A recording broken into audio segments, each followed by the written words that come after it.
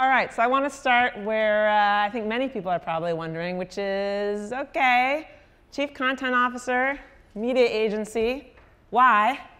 Why wouldn't we? We'd be remiss if we didn't do it. I think, when you think about where a media agency sits in terms of the insights that we have into the audience, obviously we understand the clients and their objectives and their marketing challenges.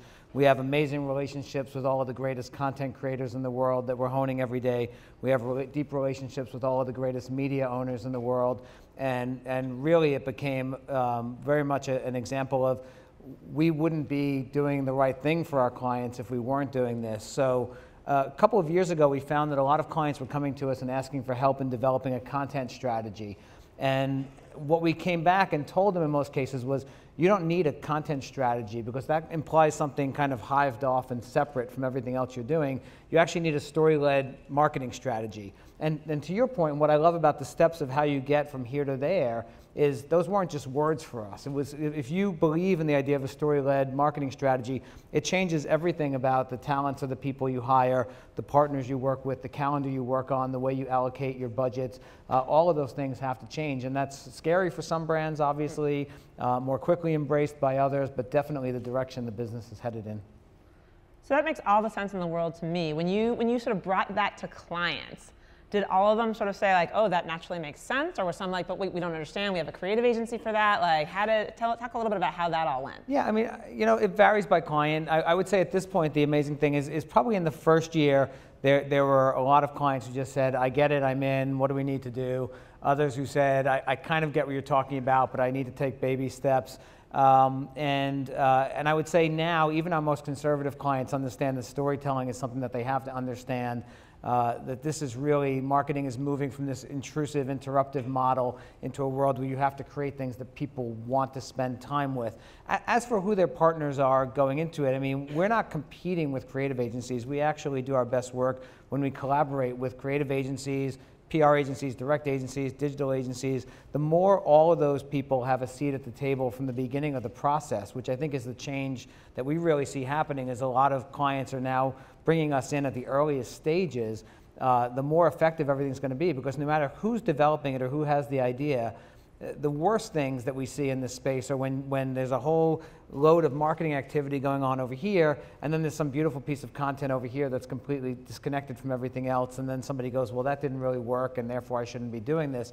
The most successful things are the things where there's an idea at the center, and then everybody collaborates in how that comes to life and is surrounded and amplified and really becomes successful in the marketplace. So the See the Real Me campaign that you saw, as you mentioned, J3 Studios, which is part of and Studios, developed those films, but that was very much a collaborative effort with the client, with YouTube as a partner. We were part of the YouTube partner program that was announced last year at Cannes, and a lot of that content came out of that. DDB, as the creative agency, was developing a lot of the ads and helped develop the social campaign. And so all of that was really part of a huge effort that had social elements, television elements, digital video, a lot of involvement and chances for real girls to participate, all of it coming out of a very simple insight that teen girls want to be seen, but they're afraid to be judged. And how that comes to life and how that's dealt with became the centerpiece of the brand's marketing. It wasn't about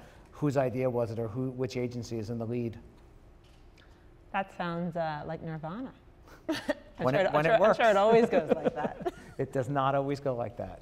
And so to that point, when you think about when it works well, right, and you describe some of the conditions for success versus sort of when it gets disrupted, what's the difference and what can people in this room do to try to get more instances of it going well? I mean, I think for brands, one of the important things to realize, and I've had some of our clients come up to us and say, are you guys trying to be a creative agency? And the answer is no, we're trying to be the most creative media agency in the world. But the other answer is that you as a client, you as a brand marketer, should be open to great ideas wherever they come from. And I remember somebody said to me years ago that one of the worst things this business ever did was to create a department and call them the creatives and let everybody else think that their jobs weren't creative. And that's not a knock on great creatives, because what they do is obviously a very special thing and a very specialized thing, and it can't just be done by anybody. That said, great ideas can come from anywhere, and we really live in a world. think about how we work at Studios, it's very collaborative with all of the greatest, whether it's talent themselves, and you have great A-list directors now. You have people like J.J. Abrams and Ron Howard and Morgan Spurlock who want to work with brands, who really want to bring the way that they tell stories and connect with audiences to brands. And then you have all of these great production companies, all of these talent agencies, music labels, studios, networks. In essence, I believe that brands have access to the world's largest creative department and should not limit their ability to get great ideas from anywhere and then figure out the best way to execute those. So there is tension sometimes, and I had this discussion in a room last week where I was part of an advisory council that had a lot of creative agencies and myself, and somebody from one of the creative agencies talked about why he thinks media agencies sometimes get in the way of the process. And I'll say that sometimes from the media agency angle, I think that some of the creative agencies that we work with, when it doesn't work, can feel defensive about this idea that we're encroaching on their role, when that's really not what we're trying to do. But if we're involved from the earliest stages, if the idea is theirs and it's great and we're helping to figure out how to bring that to life and amplify that through media partnerships, I can't see how that's anything but a win for the brands ultimately.